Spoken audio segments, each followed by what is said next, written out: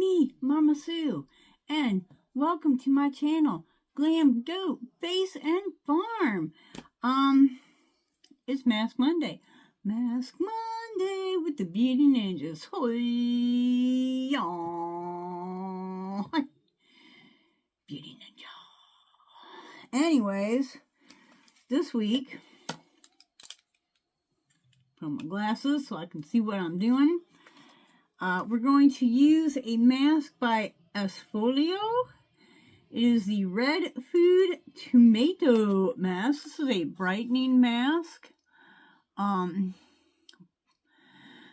I bent the top so I can cut it with the scissors better. You know, it's your usual 15-minute face mask. This came in a package that I received as a gift from Gracie from Gracie Lou Bargain Guru. Check her out. She's awesome. She knows all the deals. All the deals. Alright,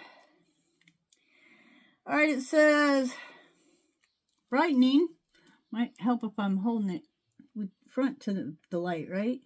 Revitalizing, moisture, and calming. My face could do some brightening and some calming because she be getting excited here lately. She be getting a little excited. So, as our bit of the Bible, we are going to read Exodus chapter 22 this week. Looks like it's a pretty long chapter, so I think that'll probably be just the one for tonight. Or, well, it's night now, but it's morning when we... Y'all know. If you know, you know. Anyways... Hang out.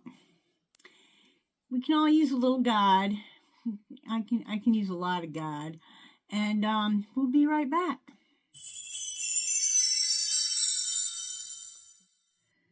Okay, here we are, and got my Bible out.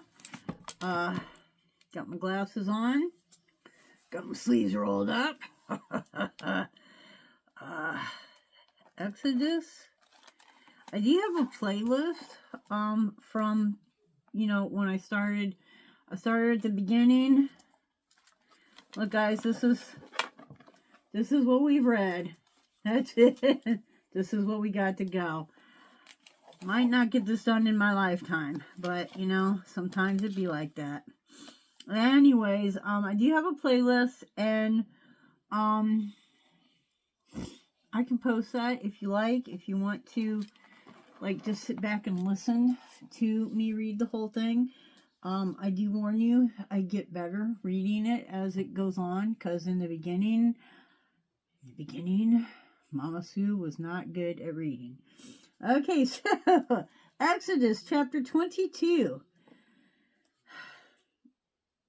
If a man shall steal an ox or a sheep, and kill it or sell it, he shall restore 5 oxen for 1 ox, and 4 sheep for 1 sheep. This is the rules that the Lord is handing down. If a thief be found breaking up, and be smitten that he die, there shall no blood be shed for him. Okay, so if a thief is found, if a thief gets caught while he's thieving, don't be a thiefer. And in the midst of that, he ends up, you know, getting killed, then no blood shall be shed for him. In other words, it's not going to count as murder because he got caught being a thief. Okay? That's good to know. If the sun be risen upon him, there shall be blood shed for him. For he shall make full restitution. If he have nothing, then he shall be sold for his theft. Okay, so you don't get to murder, well, not murder, but you don't, it's, if a thief, you know, gets caught, like the next day, whenever he gets found out, you know, when the sun be risen upon him, there shall be blood shed for him, for he should make full restitution. He needs to give that shit back. Give it back. Okay, if he has nothing, then he shall be sold for his theft. Let me read this one part again. If the sun be risen upon him, so, you know, if he gets caught the next day, there shall be blood shed for him, for he should make full restitution. If he has nothing, I don't understand. There shall be blood shed for him. I think that it really means that there will not be bloodshed for him.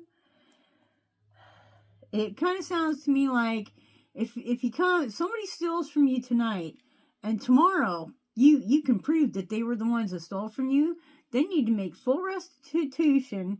And if they can't make full restitution, then, you know, in the days of slavery, he shall be sold for his theft. Okay? If the theft be certainly found in his hand alive, whether it be ox or ass or sheep, he shall restore double. If a man shall cause a field or vineyard to be eaten, and shall put in his beast, and shall feed in another man's field of the best of his own field, and of the best of his own vineyard shall he make restitution. So, you know, if my cow gets in your field, then I need to allow you to put your cow in my field. That's, you know. If a fire breaks out and catch in thorns, so that stacks of corn or the standing corn or the field be consumed therewith, he that kindled the fire shall surely make restitution. Okay? Smokey Bear, put out your campfires. Control and put them out. Seriously. If a man shall deliver unto his neighbor money or stuff to keep, and it be stolen out of the man's house, and the thief is found, let him pay double. If the thief is not found, then the master of the house shall be brought unto the judges to see whether he has put his hand into his neighbor's goods. Okay, I think that one's kind of self-explanatory. Whew. You know, that this respiratory thing is getting, the older I get, the more difficult it gets to breathe.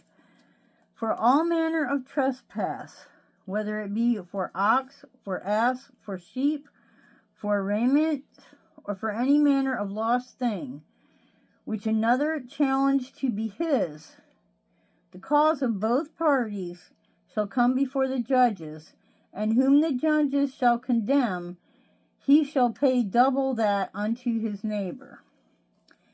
If a man deliver unto his neighbor an ass, or an ox, or a sheep, or any beast to keep, and it dies, or be hurt, or driven away, no man seeing it, then shall an oath of the Lord be between them both, that he hath not put his hand unto his neighbor's goods, and the owner of it shall accept thereof, and he shall not make it good. And if it be stolen from him, he shall make restitution unto the owner thereof. If it be torn in pieces, then let him bring it for witness, and he shall not make good of that which was torn. He shall not make good that which was torn.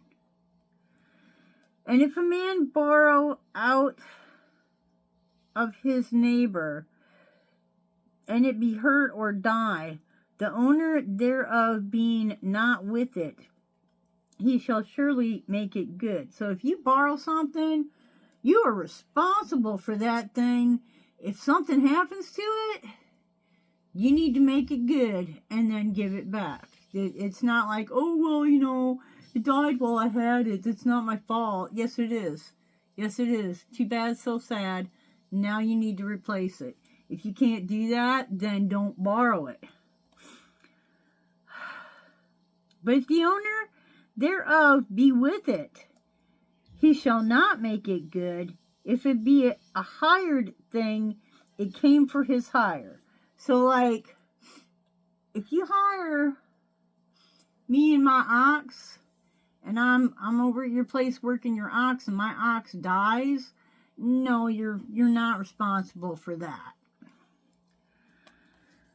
And if a man entice a maid that is not betrothed and lie with her, he shall surely endow her to be his wife. If her father utterly refuse to give her unto him, he shall pay money according to the dowry of virgins. Thou shalt not suffer a witch to live. Thou shalt not suffer a witch to live. There is like, that's that whole verse. I do believe that when they're saying thou shalt not suffer a witch to live, they're talking about someone who has power from Satan to change things or to manipulate things with using evilness. They're not talking about, like, you know, the people that just study the earth and the plants and the herbs and, you know, I mean, come on. Making a potion and making soup is pretty much the same thing. But if you add some satanic ritual into that, no, no, no, no. Okay. Whosoever lie with a beast shall surely be put to death. Do not mess with them sheep. He that sacrifice unto any god, save unto the Lord only, he shall be utterly destroyed. Okay, it does not say, it says sacrifice. It doesn't say, like, you know, oh, well, this person has a different religion and they're praying to a different god, so we should destroy them. It's saying that you're making sacrifices unto another god. Utterly destroyed. And it still doesn't say to kill them. It would be interesting to understand what the actual translation was from Hebrew to this. Wow, my hair is just amazingly flat, isn't it? Sorry, God. He shall be utterly destroyed. I don't know. Thou shalt neither vex a stranger nor oppress him, for ye were strangers in the land of Egypt. Ye shall not afflict any widow or fatherless child. If thou afflict them in any wise, and they cry at all unto me, I will surely hear their cry.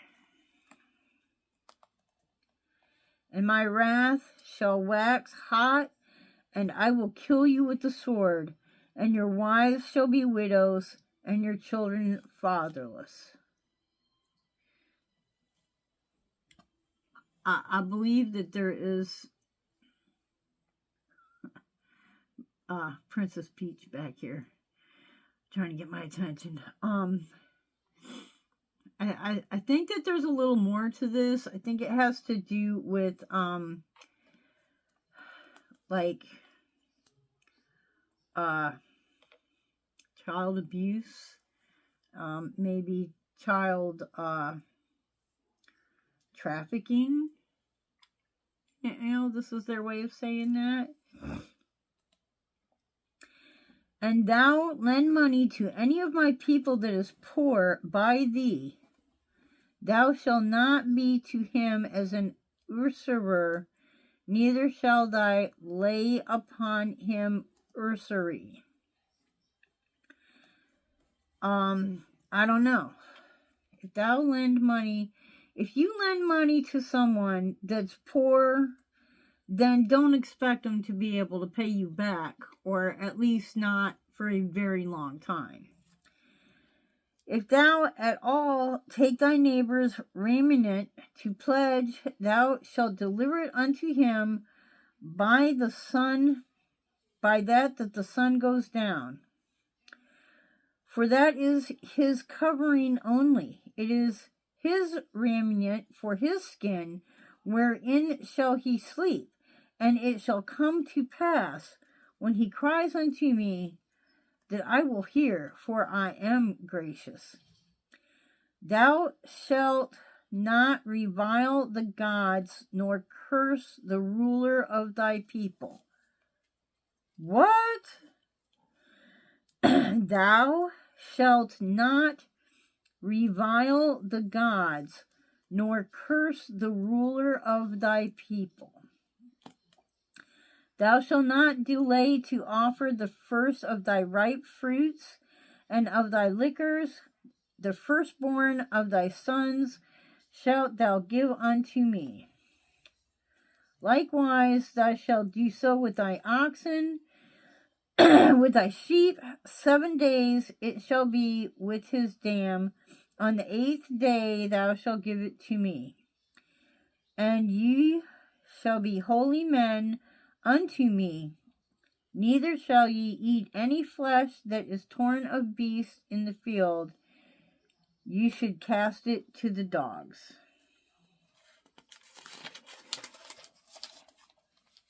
Wow, this is a really... Oh, no, that was it. Okay, now it's chapter 23. So, yeah, there's a lot of, like... That's more than the 10 Commandments, okay? I had no idea. God is making rules and setting down laws and punishments for these things. And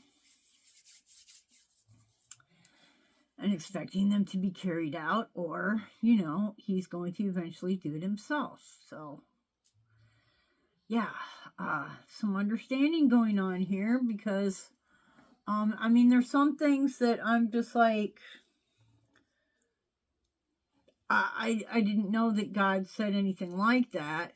And there are some things that, I'm just like, wow, that, that God even,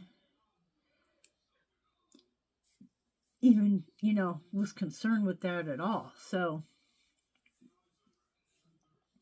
I think that this might have to do, like, if you had, like, the whole book of Exodus, probably there were people questioning, like, hey, so-and-so did this to me, what, come on, what, something needs to happen here, and so God said, okay, look, when this happens, here's how it's going to go down, here's what y'all need to do, and you're going to need some judges, because you're going to have to make some decisions. So, it didn't say who elects the judges, or who, how the judges come to be, but it does mention judges, so that's interesting. Anyways, some interesting stuff going on here in Exodus. I hope that you're actually listening to this. I do appreciate just, getting a view, but I'm really hoping that, this is reaching someone, and maybe, you're listening to God just a little bit, maybe starting just a little bit, and interested. And, until the next time, I hope you wake up dancing, ba-bom-bom. Wake up dancing every single day. Bye-bye, and God bless you.